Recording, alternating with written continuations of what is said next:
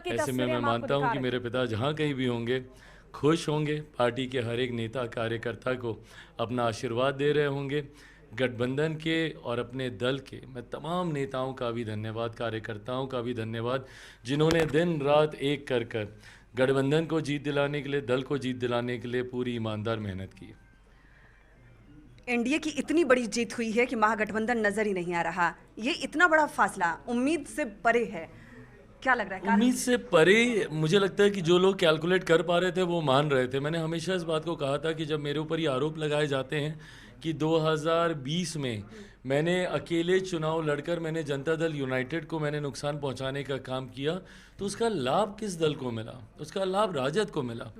ये बात राजद कभी समझ ही नहीं पाई। राजद को हमेशा इस अहंकार में रही कि जनता का उनको साथ मिला, जनता ने उनको सबसे बड़ी पार्टी चुना, जनता ने उनके इतने विधायक जिताए। नहीं, उस वक्त डिवाइडेड एनडीए था जिसका लाभ आपको मिला, बट उस लाभ ने उनको इतना अहंकारी बना दिया, उनको इतना घमंडी बना दिया कि उस अहंकार में उन्होंने जनादेश तक का अपमान करने में कसर नहीं छोड़ी।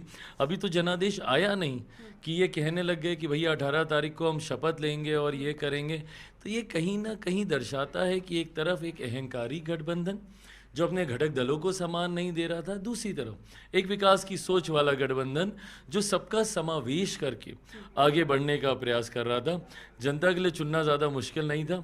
जनता ने पूरी तरीके से डबल इंजन की सरकार पे अपना विश्वास। राष्ट्रीय पार्टियों की अगर हम बात करें तो राहुल गांधी लगातार दौरा करते रहे, प्रचार करते रहे, सोचा भी शायद नहीं होगा कि इतनी कम सीट आएंगी। राहुल जी का आना भी बहुत बड़ा नुकसान कर गया। जिस तरीके से उन्होंने शब्दों की मर्यादा को गिराने का काम किया, पहले चौकीदार चोर है, अब ये नैरेटिव गढ़ना कि वोट चोरी हो रही है। संस्कारी लोग हैं बिहारी, नहीं इन सब बातों को पसंद करते हैं।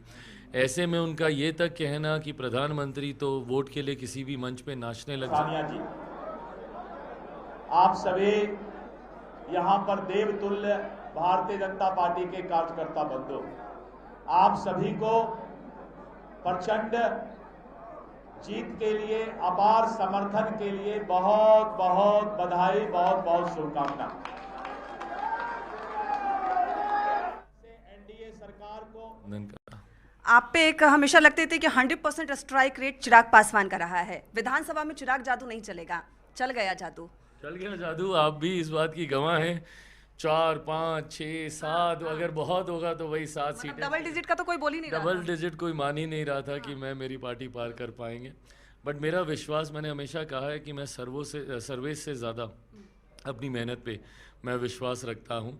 और मुझे ये विश्वास था कि हमारी मेहनत ना सिर्फ मेरी पार्टी का प्रदर्शन अच्छा रहेगा, बल्कि गठबंधन का भी प्रदर्शन बेहतरीन रहेगा।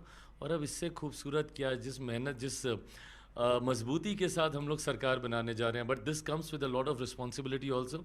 अब जिम्मेदारी हम लोग के कंधे पर है कि जनता से जो वादे किए और उनको जो विश्वास दिलाया, अगले 5 सालों पे उस पर खरा उतरना है। चिराग तले लोग कहते कि अंधेरा रहता है, लेकिन जहां चिराग है वहां सिर्फ रोशनी ही रोशनी नजर आ रही है। सरकार बन गई है एनडीए की। चिराग पासवान के कितने मंत्री इस बार रहने वाले हैं? क्योंकि ऐसा एक ऐसी पार्टी जिसके विधानसभा में एक भी सीट नहीं थी, अब वो सिर्फ 29 सीट उन्हें मिली नहीं, बल्कि प्रचंड जीत के साथ बिहार में सरकार बना रहे हैं। देखिए, मुझे लगता है अब ये गठबंधन की मर्यादाओं वाले सवाल हैं। एक बार गठबंधन के भीतर हम लोग बैठेंगे, कौन कितने मंत्री, किसकी क्या भूमिका सरकार में रहेगी, इन तमाम विषयों को, कब हमारी सरकार शपथ लेगी, इन तमाम विषयों को मुझे लगता है 1 से 2 दिन में सहमति डिप्टी सीएम का कुछ है?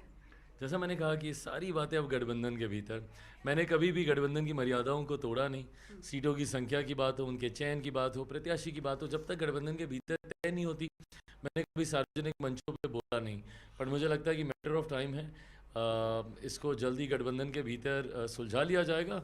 एंड हमेशा की तरह आपको जरूर पहले जानकारी दी जाएगी। एक महत्वपूर्ण सवाल, आखिरी महत्वपूर्ण सवाल, जहां भी आपकी सभा में आपके साथ गई, चिराग पासवान को लोग सीएम कैंडिडेट के तौर पर खासकर आपके कार्यकर्ता देख रहे थे। 25 में आपने कह दिया मुख्यमंत्री नीतीश कुमार ही बनेंगे, इस पर अभी कायम है आप? बिल्कुल 100% मैं मानता हूं कि मुख्यमंत्री जी एक बार फिर से मुख्यमंत्री पद की शपथ लेंगे। और साथ ही में अब एक अगले पड़ाव की ओर हम लोग अग्रसर होंगे। बिहार को विकसित राज्य बनाना, बिहार को फर्स्ट और बिहारियों को फर्स्ट बनाना। अपना सवाल पूरा कर लूँ, इस बार मुख्यमंत्री नीतीश कुमार रहेंगे।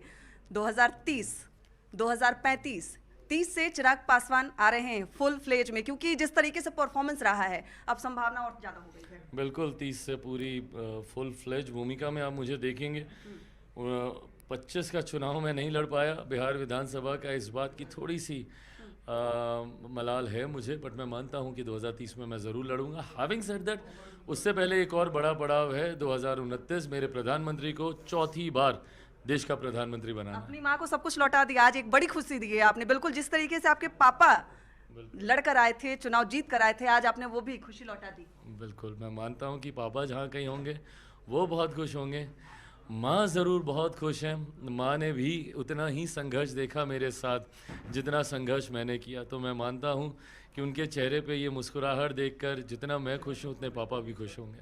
बहुत बहुत धन्यवाद और बहुत बहुत बधाई आपको। Thank you, thank you, thank you. केंद्रीय मंत्री चिराग पासवान थे हमारे साथ। राष्ट्रीय लोक जनशक्ति पार्टी रामविलास के राष्ट्रीय अध्यक्ष हैं। साफ तौर पे कह रहे हैं ये जीत प्रचंड है और पीएम नरेंद्र मोदी जिस तरीके से वो देश को आगे ले जा रहे हैं, यही